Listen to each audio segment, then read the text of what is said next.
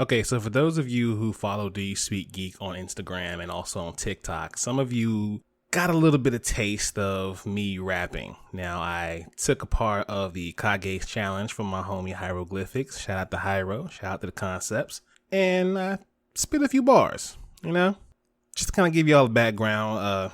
Hip hop was my first love, creatively, I would say. I started out just kind of writing rhymes in my notebook. Started out with poetry, actually, then it turned into rhymes. Writing them in my notebook all senior year of high school. Started rapping in ciphers. I would hop on a tape here or there, but nothing really serious. I met a guy online. He heard me spit, said I could do it for real as far as, taking it to the music industry. So pursued that for a little while. I even joined a group, Fallen Angels. And, I tried to develop groups of my own, even my own record label. And, as time went by, I guess the passion for it kind of died, along with certain events happening in my life that kind of just, took me to an uncreative place, not a bad place, but an uncreative place where I wasn't thinking about that anymore. But just because I don't do it doesn't mean I can't do it. I'm just a podcaster now. But every now and then I dust the mic off, so to speak. That's just a little background about me, in case y'all wanted to know. Ladies and gentlemen, blurds and nerds, freaks and geeks, this is Do You Speak Geek, episode 89.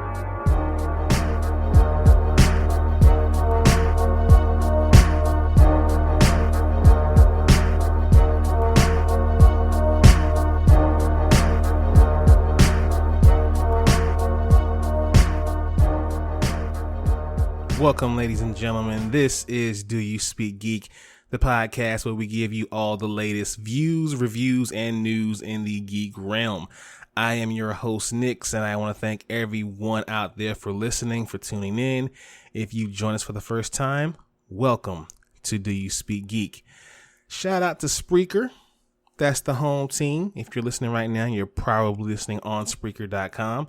But we are available on every podcast platform. So wherever you get your podcasts, be sure to look for Do You Speak Geek and be sure to subscribe.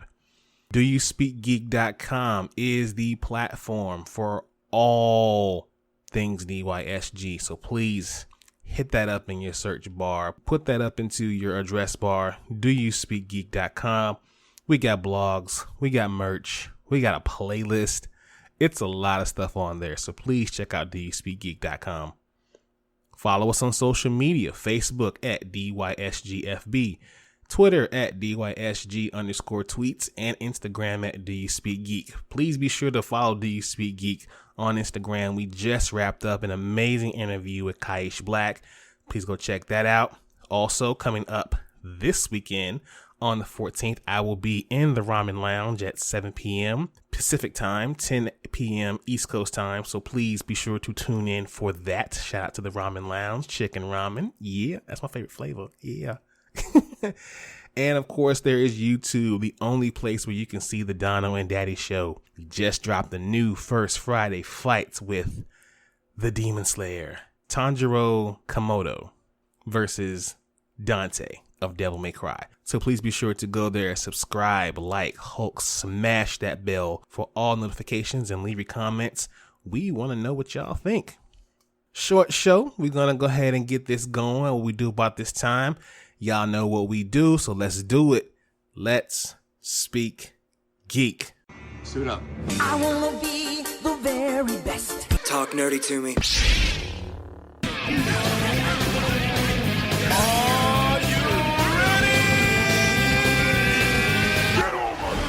All right, people, let's hop into these reviews. Free Guy, Ryan Reynolds' Free Guy is a freewheeling love letter to video games. While it's boasts playful humor and some special moves, this wombly romp ultimately falls short of the high score. I think it looks pretty dope. Him being an NPC. And it's Ryan Reynolds, man. Of course, you're not going to not watch a Ryan Reynolds movie. The guy's hilarious. Boomerang X, exciting combat, fantastic art direction, and interesting environments only make this gamer wish Boomerang X was twice as long. Incredible game. Please check this one out. Crowfall, hardcore player versus player MMORPG.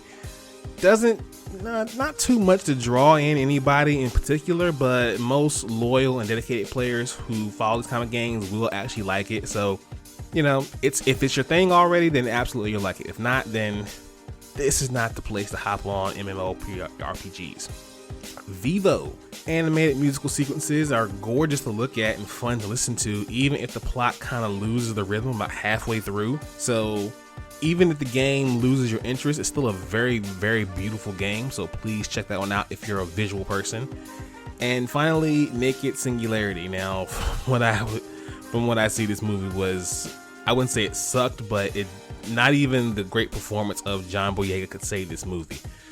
Thinly sketched, disappointing, generic crime thriller. It's predictable. Good if you like John Boyega, but outside of that, skip this one.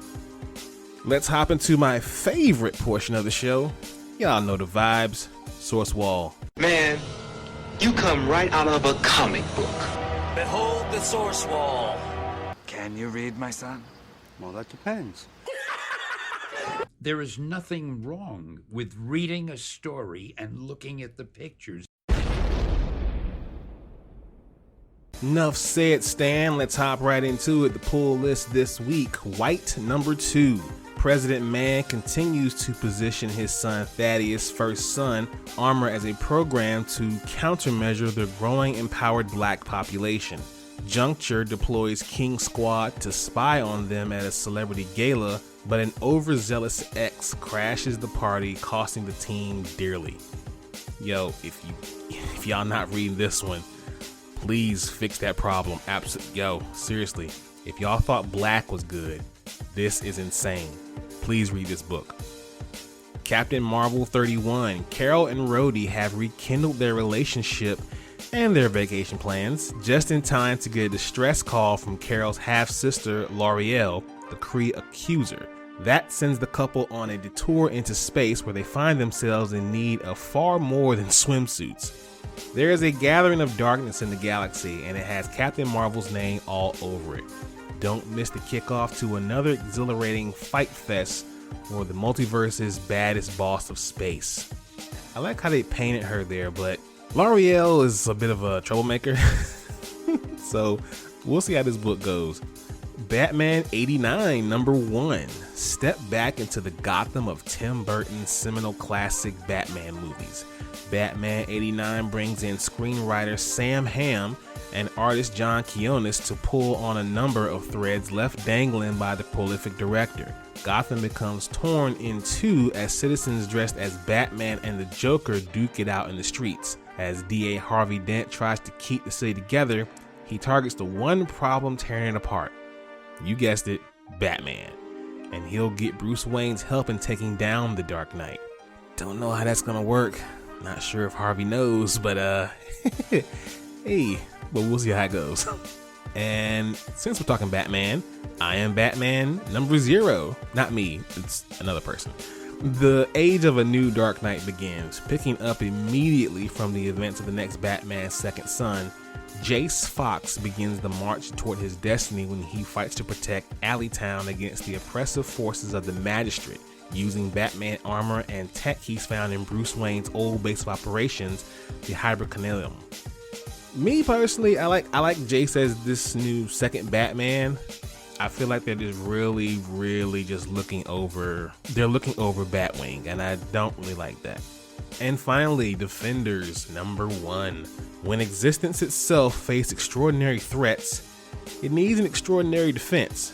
That's when you call the Defenders. Doctor Strange and the Masked Raider take a non-team of Marvel's weirdest, wildest heroes on a mission that will uncover the hidden architecture of reality itself.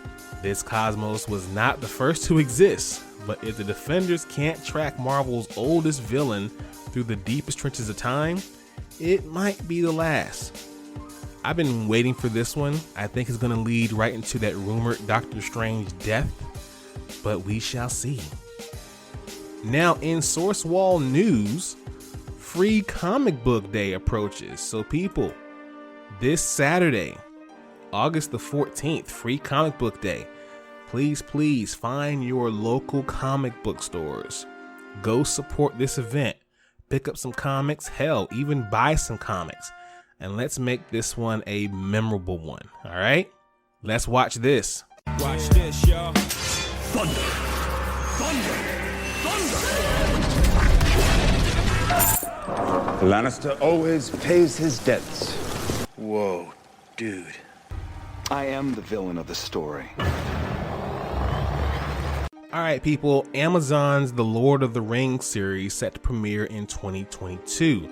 Amazon Studios' ambitious The Lord of the Rings original series will premiere on September 2nd, 2022, exclusively on Amazon Prime. New episodes will premiere every week. In a press release, Amazon finally announced when folks will return to Middle-earth as the company prepped its Lord of the Rings series to premiere in 2022. The series will be available to stream in more than 240 countries and territories worldwide. The company also confirmed that it will take a weekly episodic approach to The Lord of the Rings, though it's not immediately clear how many new episodes will be released each week. So you could get one episode, you might get two. Amazon also provided the first official image of the series. A source familiar with the series told IGN that the shot is from the first episode of the series, but it's unknown who the character is and what the setting is. The series also still doesn't have a name. Now, for those of you who are familiar with Lord of the Rings, it kinda, I won't say, but, because I could be wrong, but how excited are you guys about this? Are we looking forward to it? Do we want the whole season all at once? What do you guys think? To me, Lord of the Rings hasn't missed yet, so I think it'll be dope. Stranger Things Season 4 premieres in 2022, where we got our first glimpse of footage. Stranger Things Season 4 is set to premiere in 2022, but in the meantime, the Netflix-based science fiction horror series has offered fans a first glimpse of what's going on this time around in the Upside Down. A tweet from the official Stranger Things Twitter account has announced that the show will return for Season 4 next year. A short trailer accompanies the tweet, which gives the fans a sneak peek of what's to expect in the upcoming season. The trailer itself features Eleven, Mike, Dustin, Will, and Lucas, as well as a number of other cast members. Within the 30-second teaser, fans are treated to a short clip of Millie Bobby Brown's character sporting bangs as she's held back by men in suits alongside a number of other short insights. The words "something's coming" can be heard, followed by "it's almost time." Hopefully it is almost time, because if we wait any longer for this series to drop this new season, these kids are going to be adults. I mean, I feel like they're already in their 20s. So let's go ahead and move this along, all right? But after seeing the trailer, I am definitely excited. I cannot wait to see this. And finally, Netflix's Wednesday Addams has found its Gomez. The upcoming Netflix series featuring Wednesday Addams appears to have found its Gomez. Collider reports that the Addams family patriarchy will be played by Luis Guzman. He steps into a role previously held by the inimitable Raul Julia, among others. Guzman joins Jenny Ortega, who will play Wednesday, as she attends Nevermore Academy and handles all the usual problems facing a young girl with psychic powers, including putting a stop to a killing spree.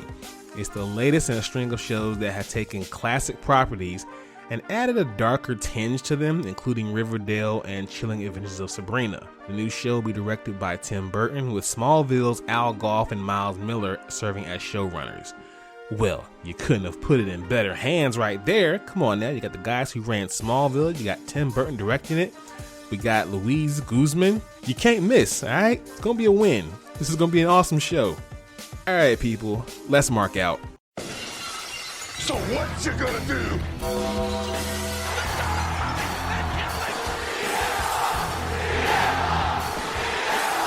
Goodbye and good night. Bang! Alright guys, WWE, I feel like I'm I feel like I'm doing this story every week. But WWE has released more people. It was actually during the taping of the taping of SmackDown, that WWE released 13 NXT stars.